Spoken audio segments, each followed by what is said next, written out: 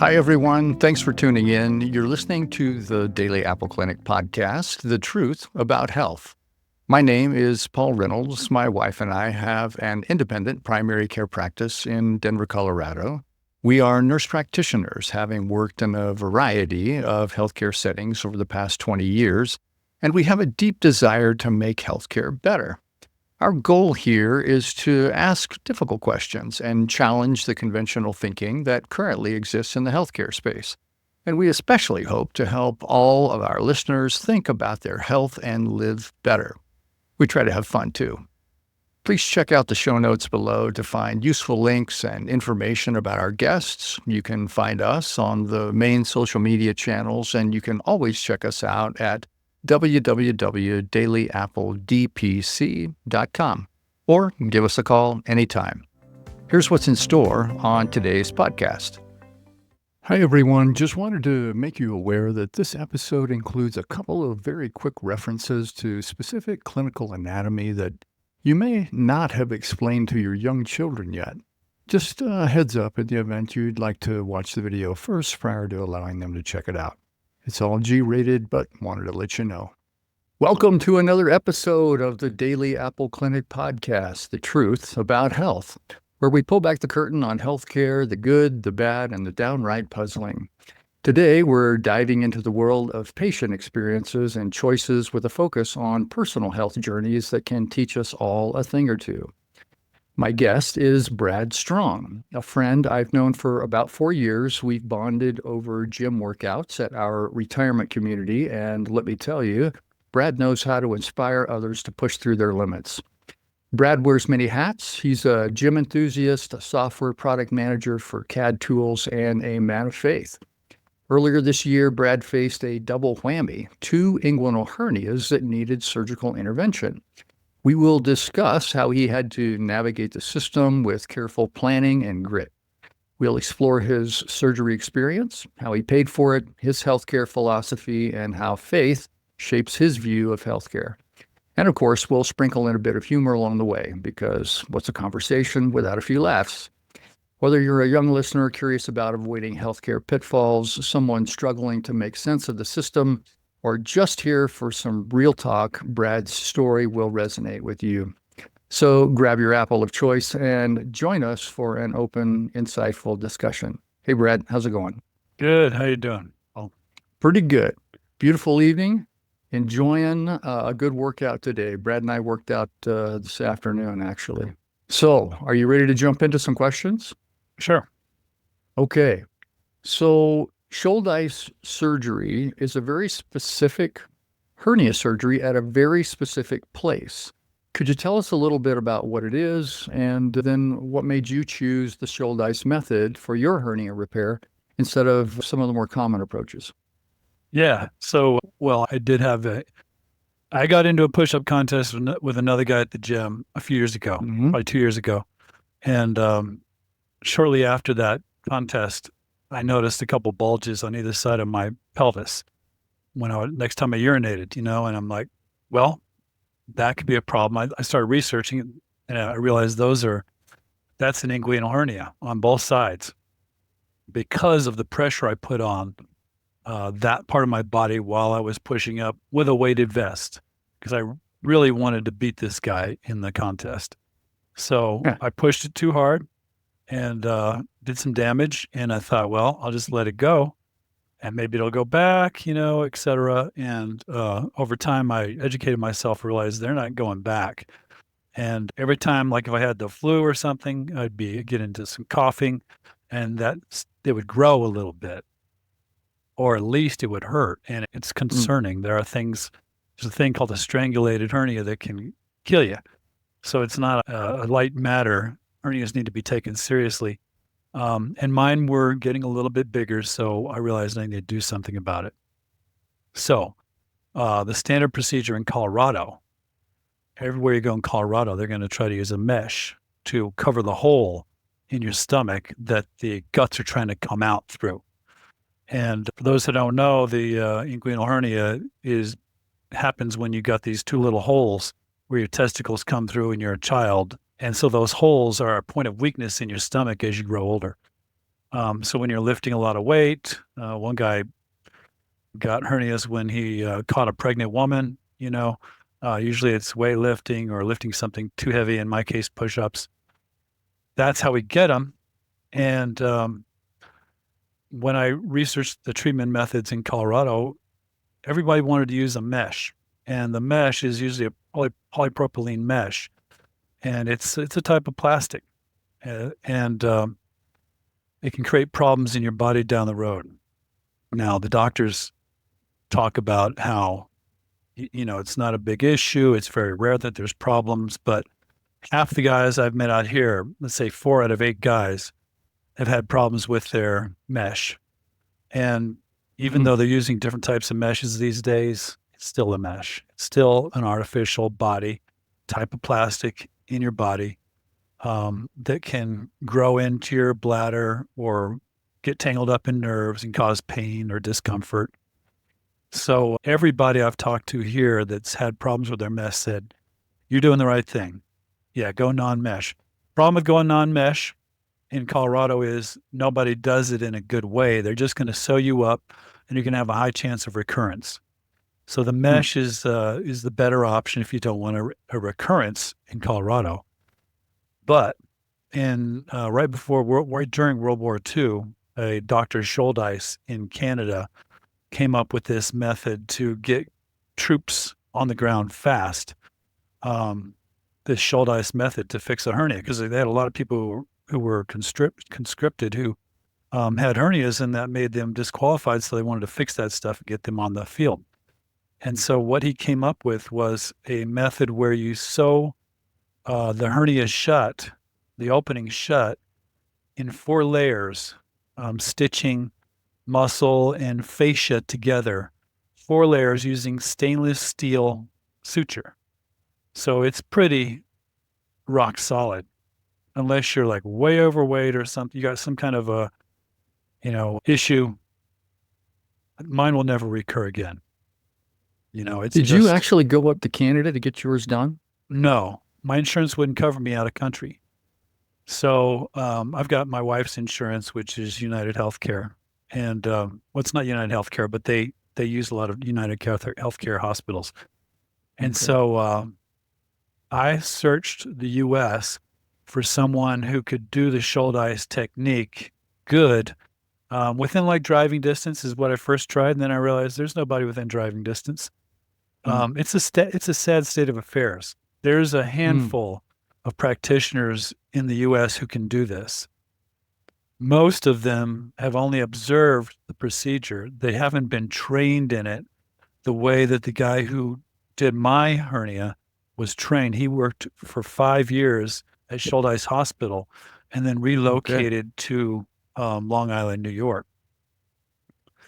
And so he was by far the best choice of all these guys. And I'm sure some of the other ones are really good. But you know what? If you're going to do a trip out of state and you're going to pay for it, you're going to go through all the discomfort and issues with surgery, you might as well get the best. So how did you find him? Was there a list of Shouldice surgeons in the country? Not really. You have to Google it, and you have to just research it. So this guy's name is Samer Sabayi, S-B-A-Y-I, and he's at Stony Brook Medicine. I saw him on the list of your references at the bottom of your links. And he was excellent. And, we did a virtual consultation, and then the day before surgery, I went out and, he just checked out and make sure, you got hernias. And I had to send him a scan, ultrasound scan that showed that, it's been diagnosed. When you're out of state, you need to kind of do some preliminary stuff because otherwise it's a long trip for nothing.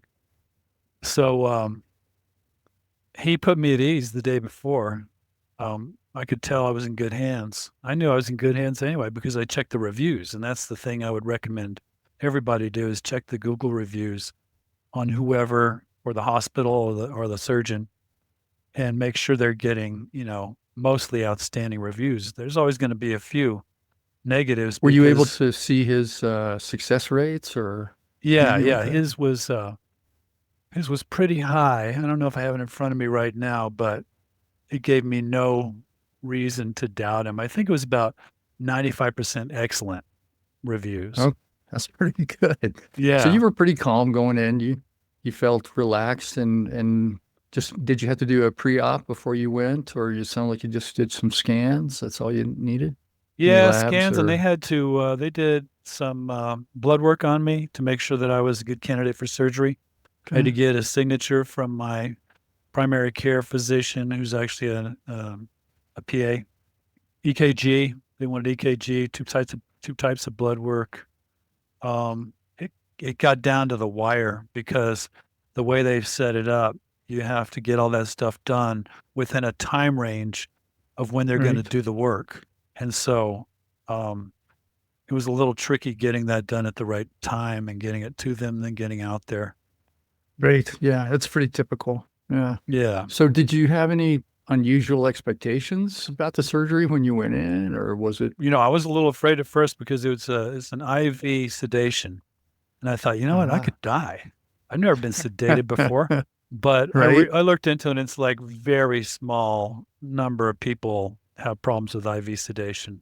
And Right. I'm otherwise in excellent health, even though I'm in my 60s. So Okay. that put me at ease. Just doing the research. Research is the key to a Nice. lot of things.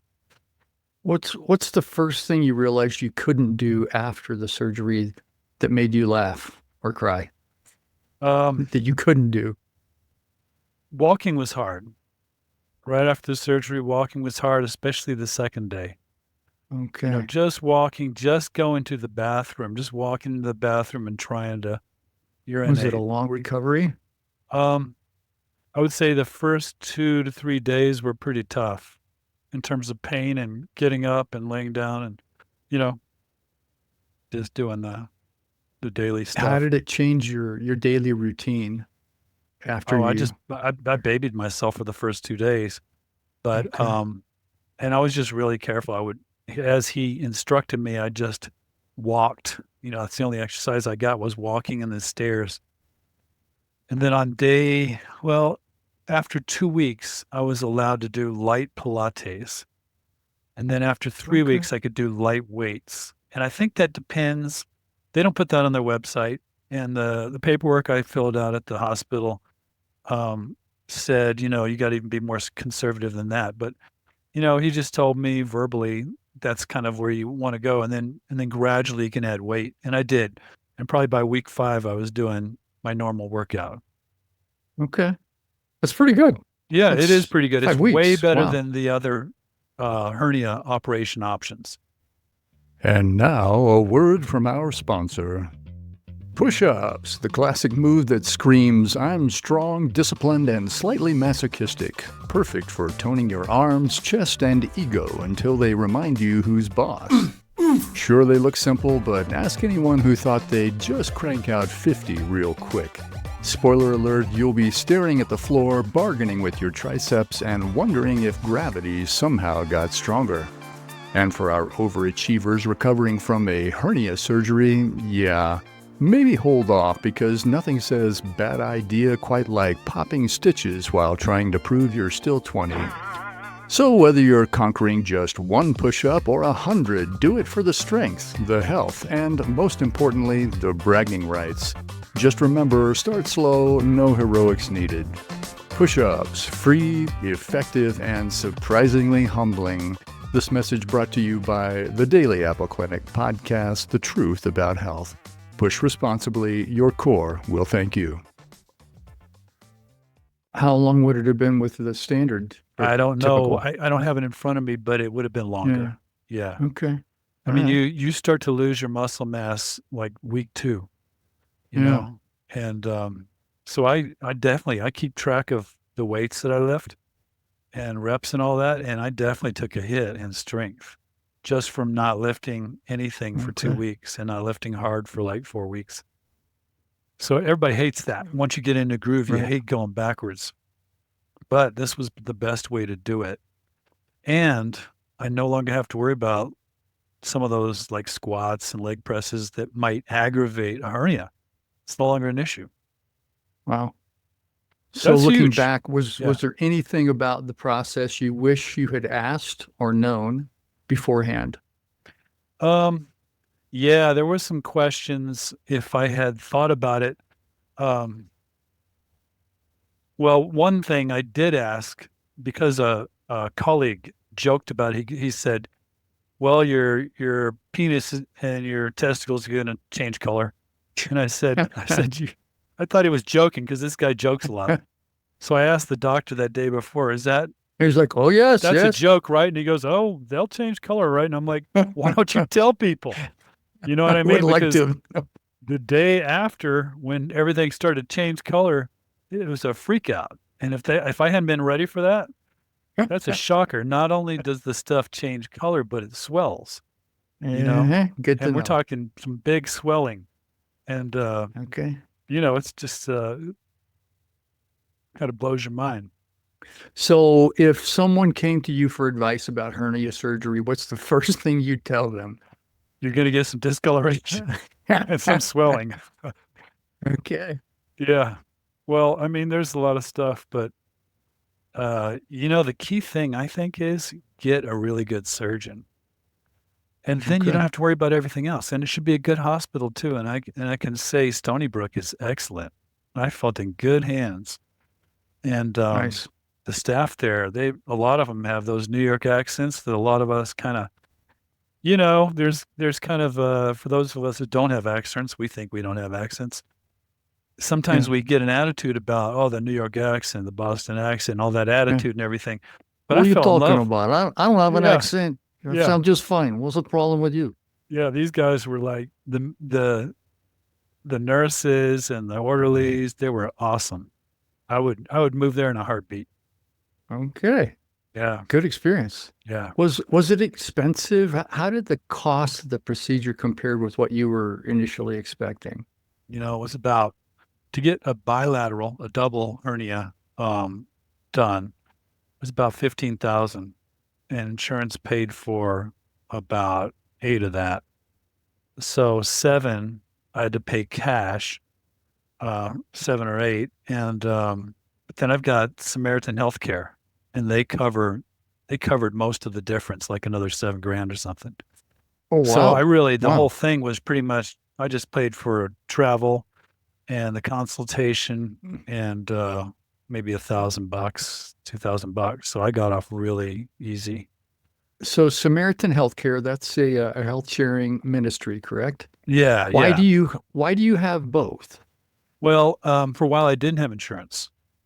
Okay. So that was my insurance because I mean, and it's not insurance per se, but you have an agreement to help each other pay your medical bills. It's what it is. But it acts a lot like insurance. And so was it part of your understanding as part of the Samaritan health sharing group that regular insurance would pay first? Is that sort of part of your contract with them? You know how, Yeah, yeah, that's uh, how it works. okay. Yeah. Yeah. Yeah. Okay. All right. So did you know going into it you were going to be covered that way? Yeah, I checked with Samaritan and I checked with my insurance company through my wife, and they Okay. they wanted to know, what's the operation code, what's the location, phone numbers and all that stuff, and they cleared it Perfect. in their system. And they Nice. paid right away, you know. Okay. And then Beautiful. Samaritan, it's in process. It isn't done yet, but yeah. Right. Yeah. So this wasn't like one of those necessary evil procedures, or did you feel like this was like just worth every penny? Were It was, you? it was worth Mm, every penny to me. mm, Even if I would have paid out of pocket, for the whole thing, I would have done it. okay. All Yeah. right. How long did it take you to figure out where you wanted to go and who You you know were what? going to use? It took some time. I've got an Excel spreadsheet here in front of me where I narrowed it down to the people who were practitioners in the country. Okay. And I've vacillated between a couple of these for a while. I would say over a year of, Wow. I even talked to some of them. I talked to the physicians and their assistants and et cetera, depending on whoever had answered the phone. And just to get an idea of what the costs were going to be and what they needed to get it started. Like one guy really basically needed nothing and he wouldn't take any insurance. And he just wanted cash. And he wanted like 20 grand Okay. cash. Now I might have been able to run that through Samaritan, but I might not have. And that guy his preconditions were so scant that I just didn't feel comfortable. I feel more comfortable about the guy who wants to know my EKG is good. You know what I mean? The guy who dots his I's and crosses his T's. Right. That makes me feel more, even though it was a real pain because I had to fly into Lincoln Airport or JFK. And then I had to, it was like a couple hour drive, but I took an Uber to get to the place in Long Island. And I was like, I don't want to deal with that. Some of these other guys they were closer to the airport, but it's just the best choice is just the best choice. And you have to go through, do what you have to do to get the treatment you really want. Right. Sounds like it was super well thought out and sounds like it was a complete success for you. But I think the real question everybody's wondering is how many push-ups can you do now? Well, I don't do push-ups anymore. I'll do bench press instead. I'm over push-ups. I don't need to compete with push-ups anymore.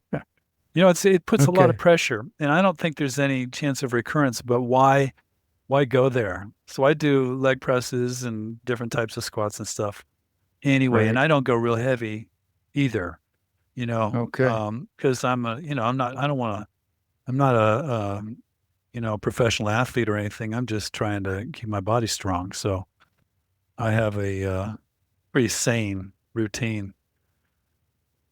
Okay. I'd like to take a little jog here. I'd like to jump into kind of your healthcare philosophy and especially as a person of faith, how your faith influences how you view and navigate healthcare. So could you tell us a little bit about that? Yeah. On the faith subject, well, first thing for me was I'm going to go out of town to New York of all places and get surgery done alone. And that's a little bit scary because when you get out of surgery, you're not going to be able to defend yourself if somebody attacked you, right? You're kind of a sitting duck. So before I went, I made sure I was on good terms with God. You know what I mean? Just like repent of everything. Make sure that you got a clean slate with him, because if you did die, you want to be on good terms with him. He's the one who decides everything that happens after that. So that's one thing. Was that because you were going to New York and you thought it was a big city with lots of potential? Yeah, the Big Apple. Yeah. I mean, anything could happen. Yeah, I think so. And you knew what? I've had my back go out before. And by the way, there are people out there who say they have made their hernia go back down by doing leg lifts and breathing exercises. And I tried that for months and it didn't help, but it did help my back. And since I've been doing that, I've had no back problems. So, I thought I was in great shape, like most of us who go to the gym, and I can only do like 5 leg lifts, and now I can do like 40 easily, and my back problems are gone. So I'm glad that I watched those videos of those guys that were trying to get their hernias to go down, because it forced me to work on my back in a kind of a reverse way. I solved the back problem. Right.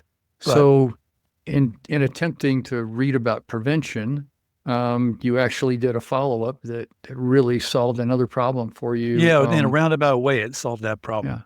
Yeah. Right. Do you think we're too focused on treating problems instead of preventing them in the first place? Yeah, one of that I've got a pretty good PA, and I was saying I need to stretch my hamstrings out because I can barely tie my shoes without throwing my back out. You know how it is? Turn and bend over and tie your shoes and put your socks on. Right. And he goes, I think you need a stronger back. Well, he was right. And your back and your abs and your core, it's all connected. So by doing the leg lifts, you're working your transverse abdominis, all that core, and that's what I needed. And I just was kind of You think we're just like we're when we're 18. We think we know so much, and we really don't know as much as we think we do. Yeah. Yeah, we're kind of And been the older always you learning get, more. the clearer that becomes. It's getting clearer. I mean, we are learning. We get older, we get wiser, but we're still just. I don't think we ever arrive. Yeah. Yeah. Well, as Oh, someone but who's done you asked a surgery, question. I think I never really sure. got to answering it. What was your question again? It was just, do you think we're too focused on treating problems rather than Yes. preventing them in the first place? Yeah. Yeah, we can prevent if you keep your body in good shape, stretching, exercise, core work, cardiovascular work, you can prevent a lot of problems. And we both live in a retirement community and we both go to the same gym and we know that place is mostly kind of empty. And there's Oh 3,000 yeah. some people that live here. And you Right. know that most of them aren't taking care of their bodies. And Right. they die like flies, They Mm-hmm. they fall down and break stuff all the time because their bones are weak. They don't get enough sun. They don't stress their bones enough through exercise. A lot of this stuff's preventable. They're eating junk. Right. And it's not hard for them to do those things. It's maybe personally, it's hard for them to be motivated, but they certainly have access to healthcare. Almost all of them at least have Medicare. What's your take on how easy or difficult it is to get quality care in the U.S.? In my experience, in terms of this hernia, it's Mm, horrible. There is okay. a blindness. These physicians that are giving doing the mesh hernia repairs, Right. they got blinders Hmm. on. They're like, the Shouldice method, it takes a lot of practice. It's not easy. So putting the mesh solution is quite easy and quite fast in comparison. I was on the table for about 2 hours. It was an hour for each operation. It's a lot Right. of 4 layers of stitching, you know. And by the way the guy cut my skin on the top, it was glued shut and it was stitched underneath the surface, and it looked like a piece of artwork. The guy's an artist, and Okay. I think about my friends who have had hernia operations done, open hernia operations done, who've told me about, the scars and the being able to feel the mesh underneath there or the pain that they felt. Half the guys I've talked to, one guy says he has like a kangaroo pouch. It looks like a kangaroo pouch on his belly. Wow. I don't even want to look at it, but that's Yeah. enough for me. I don't think he made that up. So, Right. our healthcare choices in Colorado suck Yeah. in terms of inguinal hernia repair. Okay. If I Well, if you had could the change, money, I would have this guy in New York train somebody, and I'd open up a yeah, clinic here right. and educate people, and you'd have people lining up. You would have people lining up and not Hmm. having to fly to New York to get a proper inguinal hernia repair, Wow. right? Well, thanks again, everyone, for tuning in to the Daily Apple Clinic podcast, the truth about health. Please click the share link to make our content available to friends and family, and don't forget to click the subscribe button so you'll get new episodes delivered directly to you as soon as we release them. As always, your comments are welcome. Please do your best to be kind and include ideas that will help everyone as they think about their health. You can always find us through our website, www.dailyappledpc.com. Give us a call anytime if we can answer questions or be of assistance. Here's a short clip to give you a taste of what's in store on next week's podcast. Well, I'm so glad to be past this because Mm, having an inguinal hernia sticking out of your belly and having to wear a truss around is not fun. And so I right. feel like I feel younger and fitter now, and I don't have to worry about that thing. Take good care and see you next week.